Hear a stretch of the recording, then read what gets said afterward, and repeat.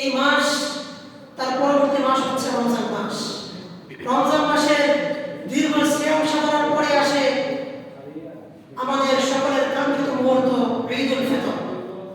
এই ঈদুল ফিতর উপলক্ষে বাংলাদেশের দৃষ্টান্ত যদি আপনারা দেখেন, দেখতে পারবেন বর্তমান এখন থেকে সেই ঈদের প্রস্তুতি সম্পন্ন হচ্ছে।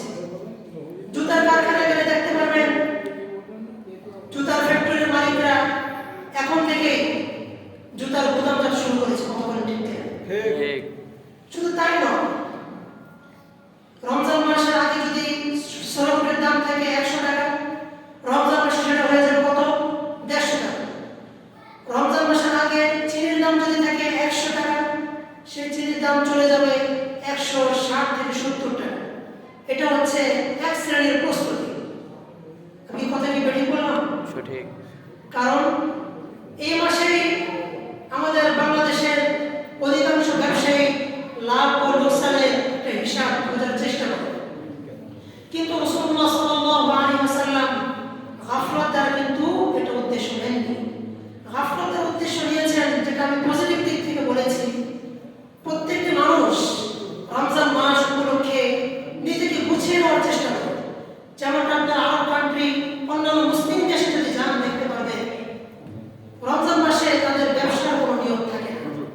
রমজান মাসে আপনি যাবেন, সাপোজ তারা আপনাকে ব্যবসার জন্য আপনি কোনো পণ্য দ্রব্য সংগ্রহ করবেন, মূল্য বেড়ে যাবে, কিছুতে বরং সরাসরি সায়েমেন রোজাদারদের খেদমত করা, রোজাদারদেরকে আপ্যায়ন করানো, তাদেরকে ইফতার করানো ইত্যাদি নানা কাজে তারা সর্বদা নিজেদেরকে ব্যস্ত রাখার চেষ্টা করে।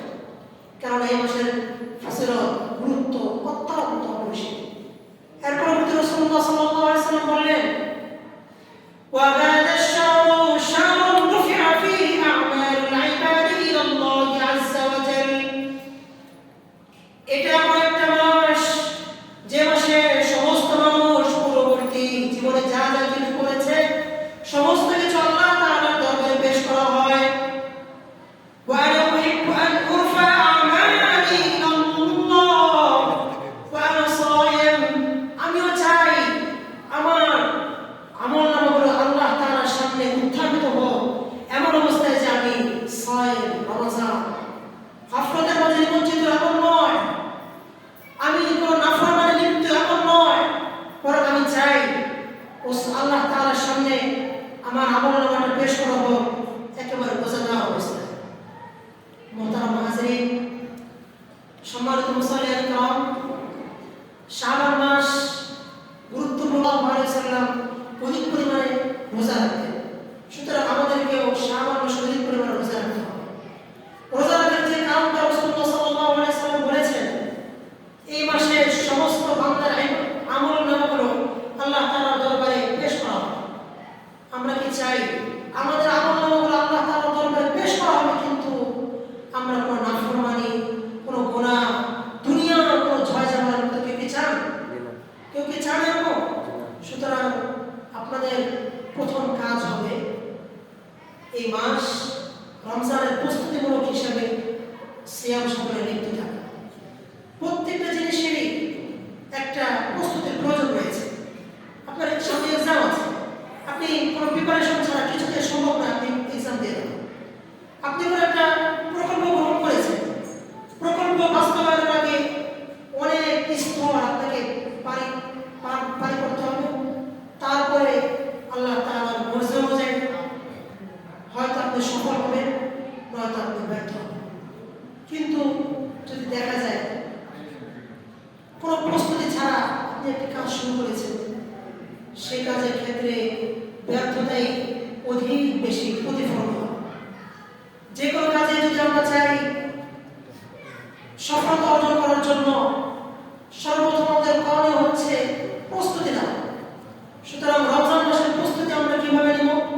এই শাবান মাসে অধিক পরিমাণ রোজা রাখবো, পারবো তো ইনশাআল্লাহ। দুনিয়ার সমস্ত ঝয়ঝামেলা থেকে মুক্ত হয়ে রমজান মাস লাইসা বিশাহরি ইত্তিজা।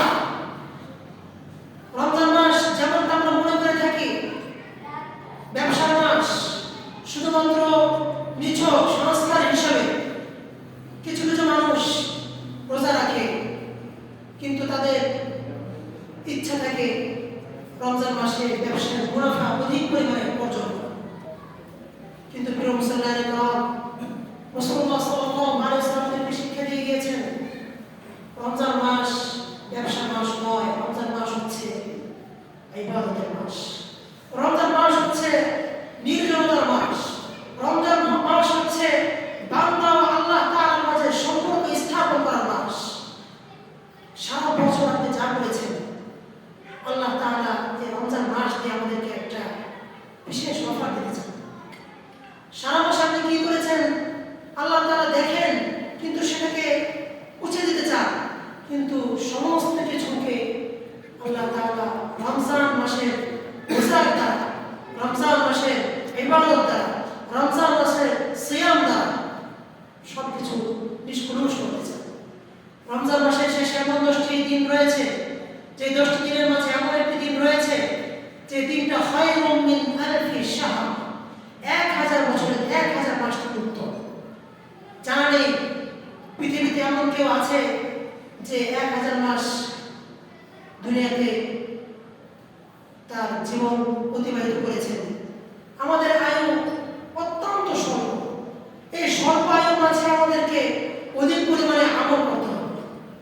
আগামীতে রমজান মাস আসছে, রমজান মাস আমরা কিভাবে সম্ভাষণ জানাবো, কিভাবে ইস্তেকবাল করবো, এজন্য সর্বদা আমাদের চেষ্টা করতে হবে রোজা রাখা, রোজার মাধ্যমে নিজেদেরকে প্রস্তুত করা। উলামায়ে কেরাম বলেছেন, লা রমাদান লিমান লা শাবান, ওই ব্যক্তির কোনো রমজান নেই, ওই ব্যক্তি রোজা পেয়েও মাহরুম ব্যক্তির মতো, যে ব্যক্তি শাবানে কোনো প্রস্তুতি গ্রহণ করে। আমি আপনাদেরকে বলেছি শাবান মাসের প্রস্তুতি আমাদের কেমন হবে। আমলনামা রাসূলুল্লাহ সাল্লাল্লাহু আলাইহি ওয়াসাল্লাম আমাদেরকে শিক্ষা দিয়ে গিয়েছেন। হযরত সিদ্দিক আকবর রাদিয়াল্লাহু তাআলা বলেছেন, হাদা আশ-শাহরু শাহরুন ইয়ানফারিদু আল-'আবদু বিহি বিল কলওয়াতি ইলা আল্লাহ আযজা ওয়া জাল্লা। এটা এমন একটা মাস যে মাসে বান্দা তার রবের সাথে সম্পর্ক স্থাপন করবে নির্জনতার মাধ্যমে। এই মাসে বান্দা রাসূলুল্লাহ সাল্লাল্লাহু আলাইহি ওয়াসাল্লামের শিখিয়ে দেওয়া পথে যদি আমরা চলতে পারি, ইনশাআল্লাহ আমরাও সেই রমজানের বারাকা অর্জন করতে পারব। অন্যথায় যদি নিছক সংস্কারমূলকভাবে আমরা রমজানে রোজা রেখে যাই, তাহলে হয়তো রমজানের রোজা রাখা হবে, কিন্তু রাসূলুল্লাহ সাল্লাল্লাহু আলাইহি ওয়াসাল্লাম যে ফজিলতের কথা বলেছেন, সেই ফজিলত আমাদের কিছুতেই অর্জন হবে না। সম্মানিত মুসলিম কালাম, আজকে শাবানের 3য় তারিখ চলছে। শাবান মাসের গুরুত্ব সম্পর্কে হযরত ওমর রাদিয়াল্লাহু তাআলা বলেন, এই মাসে রাসূলুল্লাহ সাল্লাল্লাহু আলাইহি ওয়াসাল্লাম তার পারিবারিক, তার রাষ্ট্রনৈতিক যত কাজ রয়েছে সমস্ত কাজ থেকে তিনি আস্তে আস্তে গুটিয়ে আসতেন। তিনি চাইতেন রমজান মাসে যেন শুধুমাত্র রাসূলুল্লাহ সাল্লাল্লাহু আলাইহি ওয়াসাল্লামের বাক্যের পথে যেন চলতে পারে। কারণ যদি আমরা রমজান মাসের বারাকা পেতে চাই, তাহলে এই মাসে শাবান মাসে রোজা দ্বারা প্রস্তুতি সম্পন্ন করার বিকল্প আর কোনো কিছু নেই। আমরা দেখতে পাই আমাদের বাংলাদেশের ব্যবসা প্রতিষ্ঠানগুলো রমজান মাস আসলেই তার আগে অর্থাৎ শাবান মাসে তাদের সিন্ডিকেট শুরু হয়েছে। শাবান মাসে তারা রমজান মাসে ব্যবসার মুনাফা অর্জনের জন্য অনেক প্রস্তুতি সম্পন্ন করতে লাগে।